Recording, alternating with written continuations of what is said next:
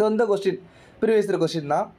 Divisibility ரூலோட importance உங்களுக்கு இந்த கொஸ்டினில் தெரியும்ப்பா. என்ன அப்படின்னா what is the least 4 digit number. அப்போ கொடுத்துருக்க 4 நம்பரில் எந்த number least number when divided by 3, 4, 5 and 6.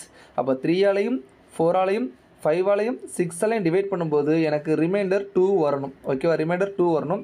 அது எந்த நம்பர் அப்படின்னு சொல்லிட்டு கேட்குறாங்க. ஸோ இதுக்கு ஆக்சுவல் ப்ரொசீஜர் என்ன அப்படின்னா 3, 4, 5, 6 இதுக்கு வந்து நீங்கள் எல்சிஎம் கண்டுபிடிக்கணும். எல்சிஎம் கண்டுபிடிச்சி அது லீஸ்ட் நம்பர் எப்போ வருதுன்னு பார்க்கணும். 4 டிஜிட்டோட லீஸ்ட் நம்பர் எது வருதுன்னு பார்க்கணும்.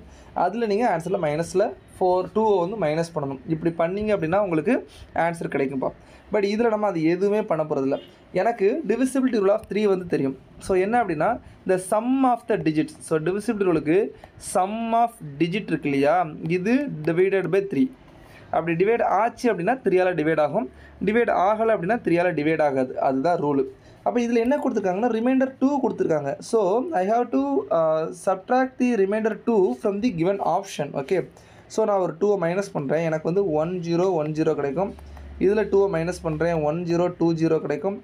இதில் 2 மைனஸ் பண்ணுறேன் 1120 கிடைக்கும்.